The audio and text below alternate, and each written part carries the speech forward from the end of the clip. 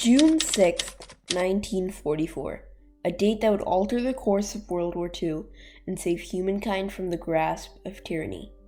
Aboard 7,000 vessels, 130,000 men crossed a stretch of the English Channel, with air cover from 20,000 planes.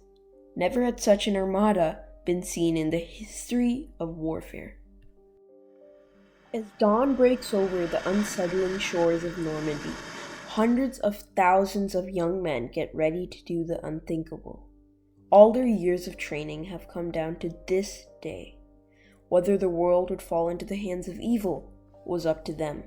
This is the story of D-Day. It was September 1st, 1939. Adolf Hitler's plan to invade Poland had succeeded. With its ever-growing territory, Nazi Germany and its army were getting stronger and stronger. The German annexation of Poland marked the start of World War II, with the United Kingdom and France declaring war against Germany shortly after. As war began to break out across Europe, two alliances were formed, similar to the ones in World War I. There were the Allies, which initially started off as an alliance between France and the United Kingdom, but were later joined by Russia, the US, and China. Germany, Italy, and Japan made up the Axis powers. They all believed they're racially superior, felt hostility towards the Allies, committed horrific war crimes, and all wanted to militarize and take over the world. While the Allies maintained defensive positions throughout the beginning of the war, Hitler used this time to prepare his forces. On May 10, 1940, Germany began an invasion of France. Using a military tactic known as a blitzkrieg, German troops were able to sweep past French soldiers, dealing rapid, high-intensity attacks in concentrated areas. The Germans trapped French and British soldiers on the beaches of Dunkirk, where most Allied soldiers were evacuated. With France's collapse, Hitler hoped that the UK would lose hope and negotiate for peace. The Allies knew that they needed to do something fast, but the only way to defeat Nazi Germany was to launch an invasion of Europe from the west, regaining France. Early planning for an invasion of occupied France began as early as June 1940, but detailed planning didn't begin until late 1943. The Allies encountered many disagreements regarding the success rate of an almost impossible task. Eventually, a consensus was reached in favor of the invasion. The overall objective of pushing the German army out of France was given the codename Operation Overlord. However, the invasion itself was called D-Day, where the D stands for day. This term was used to describe the first day of a major military operation.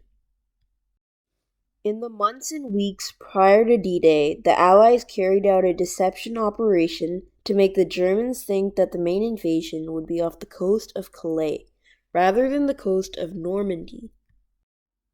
The Allies divided the 50-mile stretch of Normandy coast into 5 different landing spots, codenamed Utah, Omaha, Gold, Juno, and Sword Beach.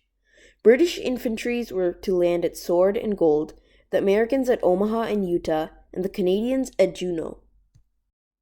Under the careful planning of General Dwight D. Eisenhower, the invasion that had been long in the making was almost ready to go. Just one more disruption to the Nazi communications was needed to make things go as smoothly as possible for the invasion to come. At 11 p.m. on June 5th, the night before the invasion, planes took off from England, carrying paratroopers who were to attack German sentry posts and capture key Nazi bridges. This would prevent the Germans from sending reinforcements on the day of the invasion.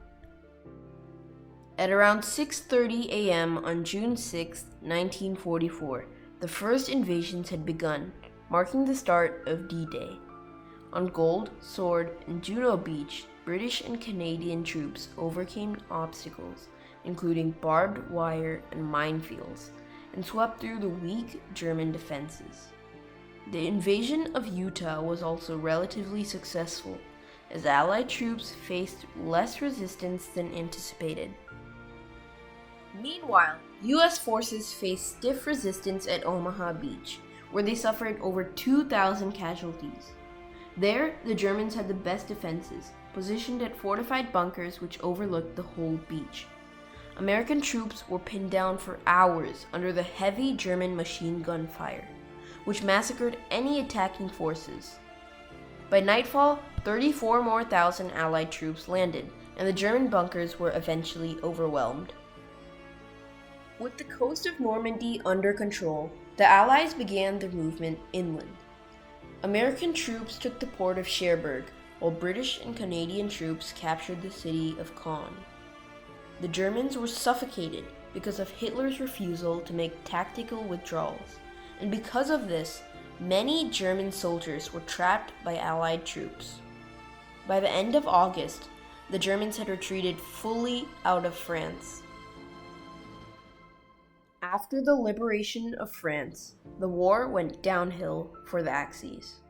The Allies slowly pushed into the German mainland from both east and west sides, and it wasn't long before Berlin fell to the Allies. At this point, all hope for the Germans had been lost, and with Hitler committing suicide shortly after, Germany had surrendered. D-Day is commonly known as the major turning point of World War II. It changed the course of the war by opening the Western Front of Europe to the Allies. It led to the liberation of France, which stripped Germany of a major military checkpoint and allowed the Allies to push further into the Nazi mainland. D-Day set up success for the Allies and turned what seemed like a hopeless war to a decisive victory. It paved the way for a new world to be formed without widespread tyranny. The Nazis were not only defeated militarily, but they were also defeated ideologically. The brutality and the inhumanity of the Holocaust showed everyone just how evil Nazi Germany really was. Today, we live in a world where the Nazis are seen as a horrific group that supported supreme dictatorship and mass genocide. But without D-Day, without victory to the Allies, it is possible that our world would have taken a very different path. It is important to remember that D-Day was not just a military victory. It was also a victory for basic human privileges and democracy. Above all, it was a victory for freedom. Soldiers, sailors, and airmen of the Allied Expeditionary Force, you are about to embark upon the great crusade toward which we have striven these many months. The eyes of the world are upon you. The hopes and prayers of liberty-loving people everywhere march with you. In company with our brave allies and brothers in arms on other fronts, you will bring about the destruction of the German war machine, the elimination of Nazi tyranny over the oppressed peoples of Europe, and security for ourselves in a free world. The tide has turned. The free men of the world are marching together to victory. I have full confidence in your courage, devotion to duty, and skill in battle. We will accept nothing less than full victory. Good luck, and let us all beseech the blessing of Almighty God upon this great and noble undertaking.